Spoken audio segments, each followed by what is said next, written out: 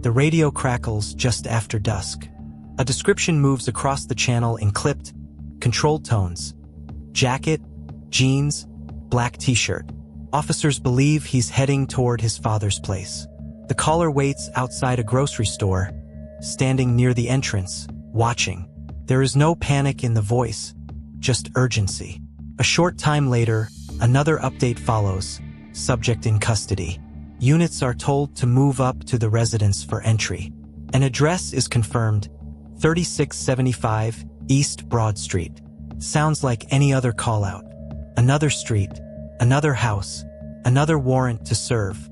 But when officers arrive, something about the scene feels heavier than routine. The cruiser doors open. Boots hit pavement. The porch light casts long shadows across the yard. The house looks ordinary. Siding, shutters.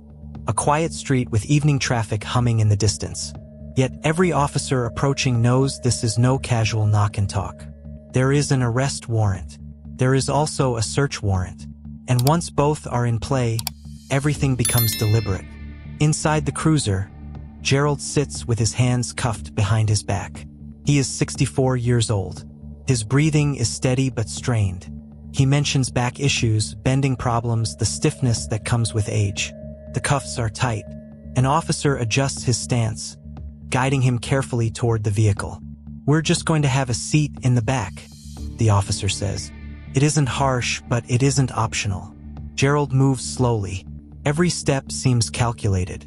"This may be difficult with my hands behind my back," he says quietly. The officer nods but doesn't change course. He helps him into the cruiser. The door shuts with a hollow sound that echoes more than it should. In the background, other officers prepare to execute the search warrant. Someone asks about a machine gun, an observation spoken under breath but loud enough to shift the tone of the moment. No one reacts dramatically. They don't need to. The fact that it's said at all is enough. Gerald asks the question that always comes next. "Are they going into my house?" The officer answers plainly. They have a search warrant. There's no embellishment. No explanation yet. Just confirmation. Gerald stares forward. The reality settles in piece by piece. He asks what this is about. He asks why this is happening. The response is consistent. "We're going to talk about all that. Procedure first. Explanation later." In moments like this, time feels distorted. For the officers, it's a sequence of tasks. Secure the subject. Secure the perimeter. Execute the warrant. For Gerald, it's a slow unraveling. His pill bottle is handed forward. His personal items are cataloged. He wants to know where his cell phone is. He mentions it's on the table next to his chair. The officers note it. They say they'll retrieve it if possible. The search team enters the residence. Inside, the house is quiet. The kind of quiet that holds history in its walls. A dinner plate rests near a planning chair. The maroon flip phone sits exactly where Gerald said it would. Lights click on. Evidence bags open. Photographs are taken. Everything becomes documentation. Outside, Gerald remains in the cruiser. "Please don't close the door," he says. The window is cracked slightly. Not for escape, there's nowhere to go but for air. He is told he will be transported to the station shortly. He asks about the warrant. He wants to see it. He wants clarity. "You're going to get a copy of all this." Those words offer little comfort. The cruiser pulls away from East Broad Street. The house fades into the rearview mirror. Gerald shifts slightly, testing the cuffs against his wrists. They are uncomfortable, but he says nothing more about them. The drive to the station is quiet. Radio chatter fills the spaces between breaths. An officer checks in. 85 en route to 220. Code 3. The urgency is procedural, not frantic. Gerald breaks the silence. He asks again about his phone. He asks about his house keys. He explains how to lock the door if needed. Even now, he is thinking about practicalities, locks, tables, chairs. The mundane details that feel suddenly enormous when everything else feels uncertain. The cruiser turns into the station lot. Fluorescent lights hum overhead. The engine cuts off. The world outside continues as usual. Cars pass, streetlights flicker.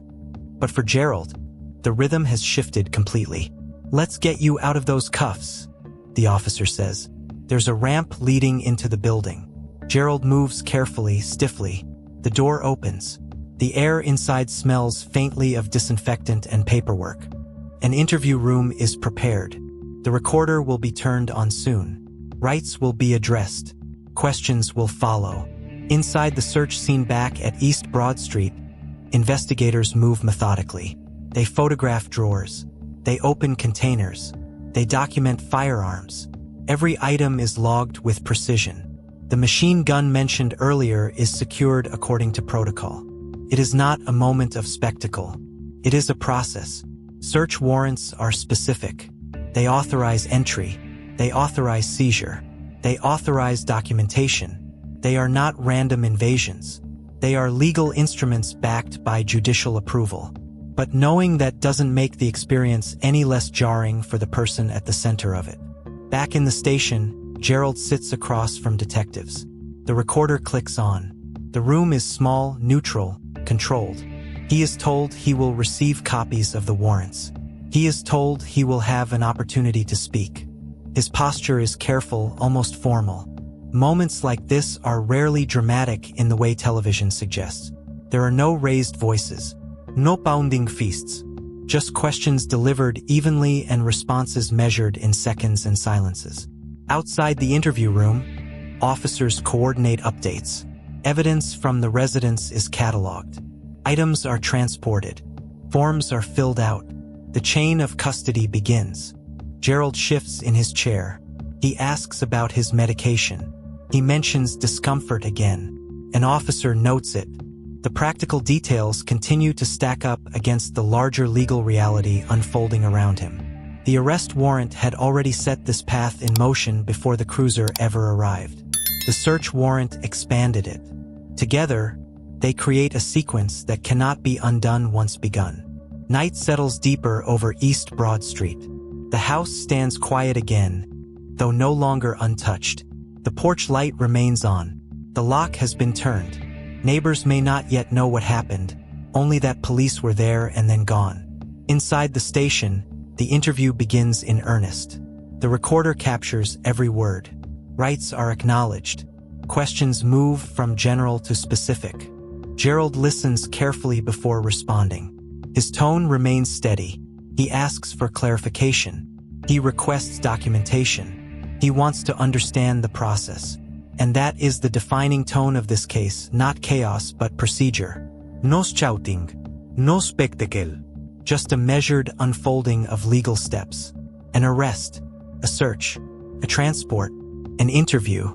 The simplicity of those steps masks the weight they carry. For officers, it is another operation completed according to policy. For Gerald, it is a line dividing before and after.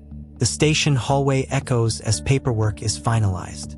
Evidence lockers close with metallic clicks. The search team files reports detailing every item located inside the residence. Photographs are uploaded. Case numbers assigned. The machine gun, now logged, sits in a secured evidence room. It is no longer just an observation muttered on a porch. It is an item cataloged within a criminal investigation. Gerald leans back slightly in the interview chair. The fluorescent lights cast sharp shadows across the table. He asks again about the warrant copy. He will receive it. He is assured of that. The recorder continues capturing each second. In cases like this, there is no dramatic crescendo. There is only accumulation of evidence, of statements, of documentation. Each step builds upon the last until the entire structure stands complete. The camera would not capture explosive emotion here. It would capture stillness. The stillness of a man seated in a cruiser asking about his house keys. The stillness of officers moving carefully through a living room. The stillness of paperwork being signed. By midnight, the operation is complete. Gerald has been processed. The search has been executed. The residence has been secured. East Broad Street returns to normal traffic patterns. But inside the evidence room and inside the interview file, the record remains. A jacket, jeans, a black t-shirt, an address confirmed over radio, a warrant served, a search completed. and a quiet arrest that unfolded not with chaos, but with inevitability.